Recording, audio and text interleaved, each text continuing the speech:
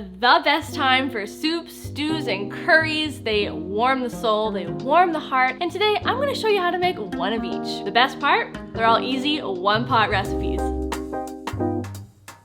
Steamy vegan community, you guys have spoken, and because of you, I have decided to make this episode based on your awesome feedback of the kind of recipes you want to see. I'm going to show you guys how to make a butternut squash soup, and it is not your average butternut squash soup.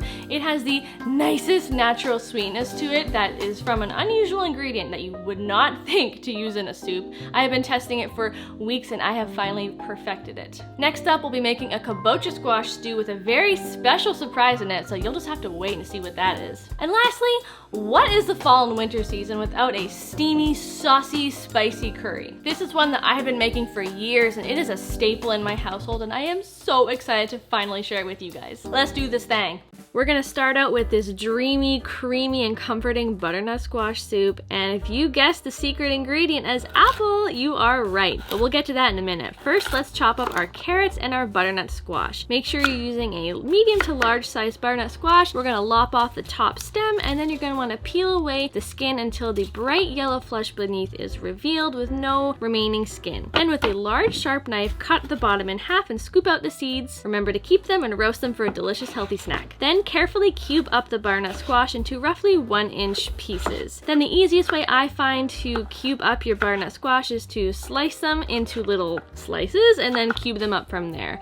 And then just put them in a bowl with the carrots, set them aside. You should have a lot of squash and carrots there. Then chop up your onion and apple and set them aside in a bowl together and mince up the garlic. In a large stock pot, get some oil, water, or veggie broth heating up, and then we're going to saute our onion and garlic together with some minced rosemary and sage. Saute them for about 2 to 3 minutes until the onion and minced garlic are slightly translucent and everything is becoming super fragrant and nice smelling. Then add in the apple, the carrot, the butternut squash, and a cup of dried red lentils. This is going to add lots of plant-based protein, plus 4 cups of veggie broth. And then we're going to add in a little bit of water as well, just to help the lentils cook. And then we're going to add in a can of coconut milk. This is going to impart the loveliest creamy texture, and it's going to add a really nice subtle hint of coconut, which I think is so delicious. Then give everything a really good stir. Make sure the lentils haven't clumped up together. Put the lid on, bring it to a boil, and then lower it down to a medium-low heat. Simmer it for about 20 minutes or so until the carrots and butternut squash are fork tender and the lentils are cooked through and nice and soft. Then season it to taste with salt and pepper. Give it another good stir, and now we're just going to blend it up. You can use an immersion blender like I'm using here, which I find is the easiest, or you can pour it into a blender in several batches and blend it up until it's nice and smooth. The result will be this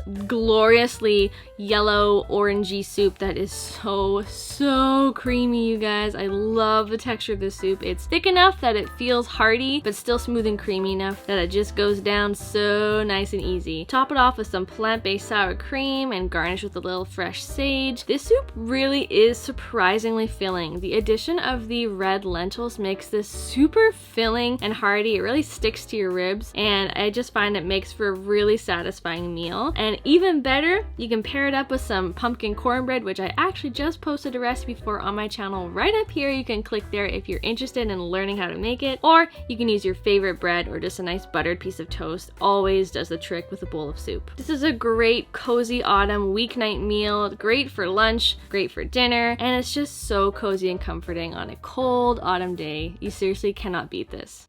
Next up, we are making a kabocha squash dumpling stew, because a world without soup dumplings is a world that I simply do not want to live in. I love this stew so much because it is so hearty and it is packed full of plant-based protein. So we're going to be using half of a large kabocha squash here. Now mine was really big, so if you have a small kabocha squash, that'll do just fine. So carefully chop your kabocha squash in half and scoop out the seeds, and make sure to keep them for a nice healthy roasted seed snack for later. And then carefully slice your kabocha squash into little steaks as we did previously. We're keeping the skins on because pumpkin and squash skins are totally edible, and I actually find it adds a really nice taste and texture. So as with before, we're just going to cube up our squash into little, well, cubes, and then we're going to put them in a bowl, set them aside for later. Now what is a soup or stew without garlic and onion? So that's exactly what we're preparing here. I say the more garlic the merrier. Heat up some oil, water, or broth in a large stock pot, and then we're going to saute that onion and garlic once more until it is nice and translucent and very fragrant. Then we're gonna add in the kabocha squash. We're throwing in a can of white beans as well, because you know, protein, plus some extra red lentils and some quinoa. Quinoa is such a great addition to stews because it really helps to bulk it up and make it really hearty and filling. Pour in 4 cups of veggie broth and 2 cups of water. Give everything a really good stir. Cover it and bring it to a boil. While that's coming to boil, we're going to prepare our drop dumplings.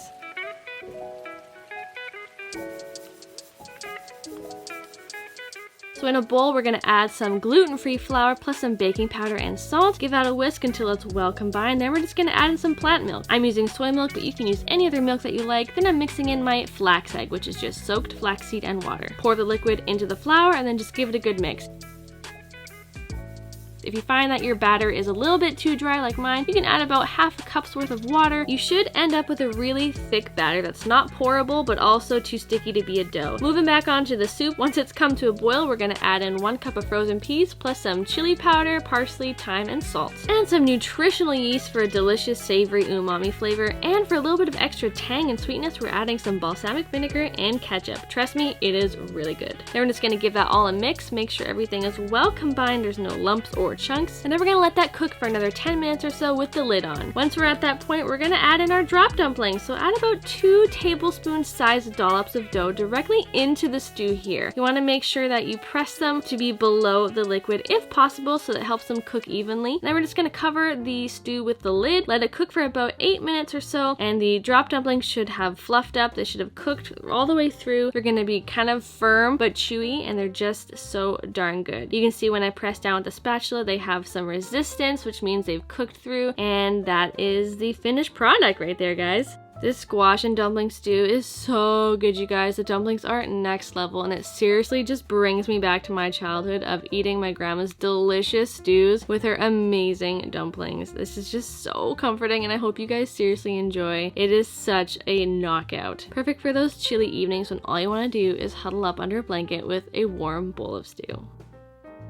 Last but certainly not least, we are making a pumpkin Thai red curry, and we are using an actual pumpkin. That's right, we've got a sugar pumpkin, also known as a pie pumpkin. As with the last 2 recipes, we're gonna chop up some onion and garlic, because what is a recipe without onion and garlic? Am I right? Moving on to our little pumpkin, which is so cute, by the way. We're going to be using half of our pumpkin, just like we did with the last recipe. Now, cut it in half as we do, scoop out the seeds, and need I say it again, don't throw away the seeds. I'm gonna show you how to use them in an upcoming video, you guys. Now, pie pumpkins are actually really easy to cut. They're not as hard and as challenging to slice up as a kabocha squash or a butternut squash, so you should have a little bit of an easier time preparing this kind of pumpkin. As with the previous recipes, we're just going to dice up our pumpkin and set it aside in a large bowl. You should have 4 to 5 cups of pumpkin for this recipe. For this recipe, I am using coconut oil, but of course you can use water or broth. Saute up the onion and garlic and the red Thai curry paste. We're gonna mix that into the garlic and onions until the paste is well combined. Then we're gonna saute that for a few minutes until it is nice and fragrant. Then we're gonna pour in a cup of tomato sauce, which is just tomato paste and water that I mixed up together, plus some homemade pumpkin puree. Of course you can use canned if you like. And we're gonna throw in a can of coconut milk. Give that all a good stir until it is well combined, and then we're going to add in our pumpkin, plus a can of chickpeas for the protein. Stir it up until everything is well combined in that sauce. Then we're gonna bring it to a simmer, and we're gonna cook that for about 20 minutes until the pumpkin is fork tender and nice and soft. Then you can season it with salt and pepper to taste. Again, give it all a good stir, and this is your final product. It is so good, you guys. I have been making variations of this curry for years, and I'm so happy with how the pumpkin version turned out. It is just darn delicious. It is naturally sweet, because sugar pumpkins are, of course, very sweet, and which is why they're so great for pumpkin pies. But hey, you gotta try making a savory dish with pie pumpkins. I'm telling you, this curry will knock your socks off. It is so